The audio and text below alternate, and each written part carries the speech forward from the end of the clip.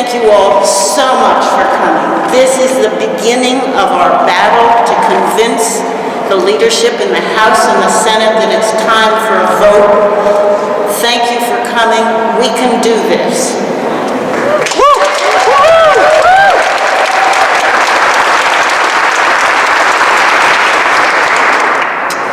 With an avowedly anti-choice president and anti-choice Republican majorities in both chambers of Congress, our fears of a crucial change in the composition of the U.S. Supreme Court are about to be realized. As Craig said earlier, we've had our first nominee announced. He sided with Hobby Lobby, a corporation over individual women's rights to access to contraceptives. Who will be next? We need to protect women in Rhode Island now because of our fear of who would be next and what the Republicans in Congress may do.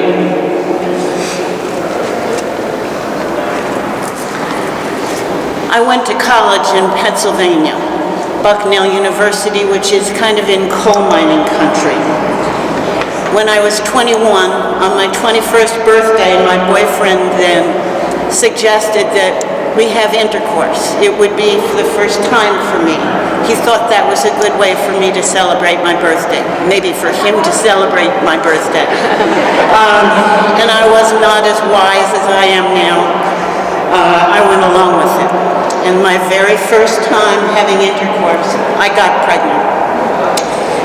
That's the sort of unlucky or stupid part of my story. The good luck part of it is that I had a sympathetic professor at Bucknell who pointed me towards a doctor in Ashland, Pennsylvania, a coal mining town, who would perform an abortion. I went to that doctor, had an abortion, cried a lot that summer, but I'm still glad that I had that abortion. I learned something about Dr. Robert Douglas Spencer just today, looking him up on the internet. He's on Wikipedia. Robert Douglas Spencer died in 1969. My abortion was in 1965 when I was 21. Do the math, I'm 72 now. Dr. Spencer died 4 years before the Roe v. Wade decision. According to Wikipedia, in his time as a doctor in Ashland, Pennsylvania, a tiny little town, barely visible on most maps, Dr. Spencer performed 40,000 abortions. Women came by bus from around the country, according to Wikipedia, to Dr. Spencer for a safe abortion. Not a legal abortion, but a safe abortion.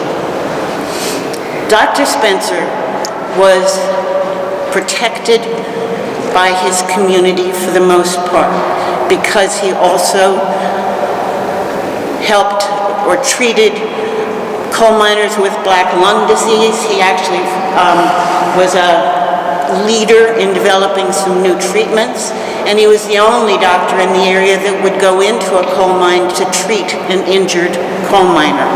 So law enforcement were relatively kind to him. Dr. Spencer was such a good man that when he realized that black women, they called them Negroes then, were unable to spend the night in the local hotel because of segregation, he built an addition on his building so that they could spend the night safely. What a man.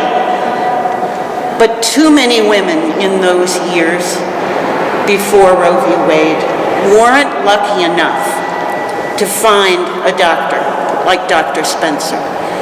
Many women died. I think you will hear about one grandmother who died. Too many women died. We cannot go back there. That's kind of all a downer. There's good news. I have good news to share.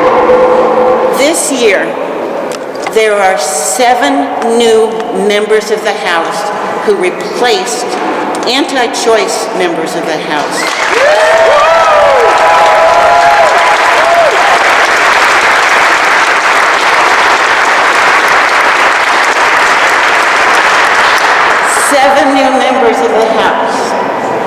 6 of whom signed on to the legislation to codify Roe v. Wade in Rhode Island law, and I want to recognize them here.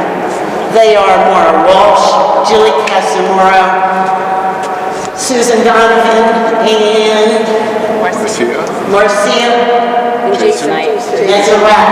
That's all right. 4 women and 2 men, Jason Knight and Evan Shanley.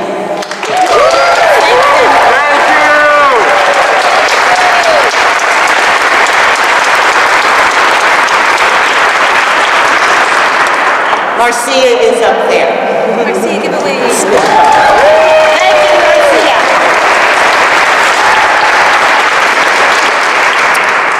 My point in introducing these 6 new who are with us today, I believe, is that the tide has changed. We have momentum now with these new members of the House who will vote with us for women, for reproductive freedom.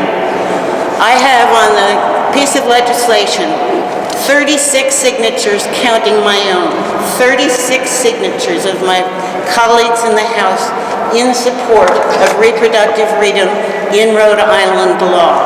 We have momentum. The next step is to get a vote in the House and a vote in the Senate. And that's where it comes to you.